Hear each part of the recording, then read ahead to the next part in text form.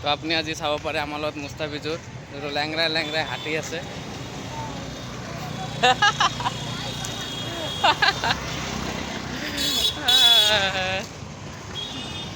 কি কৰিলে দেখলা তেতিয়া লাইক এণ্ড শ্বেয়াৰ কৰতে। তো আমি আজি পাহাৰৰ পৰা তলত নামোতে গাড়ী এটাৰ ওচৰত কাণ মাৰিছে। কেলা বেয়া কথা কয়। পাহাৰৰ পৰা তলত নামোতে গাড়ী এটাৰ ওচৰত গৈ অলপৰ কাৰণে লাগিলেই হয়, বাইচান্সলি মই ব্ৰেক মাৰিলোঁ, বহুত ভয়ানক এক্সিডেণ্ট হ'লে হয়। মুঠতে ভিডিঅ' শ্বুটিংটো নকৰিলোঁ আৰু হঠাৎ এনেকুৱা হ'লে এক্সিডেণ্টটো হোৱাৰ পিছত চাওক মোৰ অৱস্থাটো কি হৈছে আৰু গাত চাত লাগি গৈছে।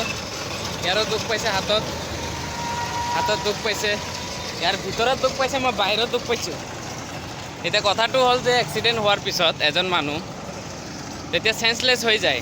অপজিট পাৰ্টিৰ মানুহ এটা দায়িত্ব থাকে যে এক্সিডেণ্ট হোৱাৰ পিছত কেনেকুৱা হৈছে, কি হৈছে, ডিটেইলছটো লৈ পেলাই মানুহজন সুস্থ আছে না নাই, কেনেকুৱা হৈছে, সেই ট্ৰিটমেণ্টৰ খৰচাটো দিব লাগে না নাই।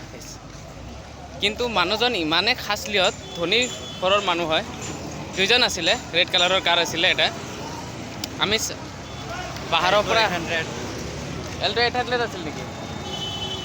মানুহজন আমাক গণেশগুৰি এড্ৰেছ দিছে আৰু কৈছে যে তাত যাবা, তাত আহিবা, ট্ৰিটমেণ্ট কৰাই দিম। কিন্তু আমিতো চিনি নাপাওঁ, আমাৰ মাথাটোৱে কাম কৰি থকা নাই, আমি নম্বৰো লোৱা নাই, মানুহজনে গুচি গ'ল। এতিয়া কথাটো হ'ল এইটো লৈ আমি ক'ত ঘূৰি আছোঁ। আৰু আমাৰ ছিষ্টেমটো ইমান বেয়া, ফাৰ্মাচীত গৈছোঁ, বেণ্ডেজ নাই, এইটো নাই, সেইটো নাই, হাইড্ৰজেনো নাই। তো ভাবক, পইচা দিও কিনি বস্তু পোৱা নাযায়।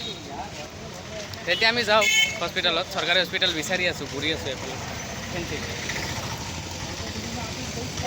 গৈ পেলাই আগে ট্ৰিটমেণ্টটো কৰাওঁ, পিছত আপোনাক আগৰ ভিডিঅ'টো দিম কি হৈছে। মানুহজনকতো ধৰিব লাগিবই, ধৰিম, আগত নিজৰ সুস্থ কৰি লওঁ নিজক।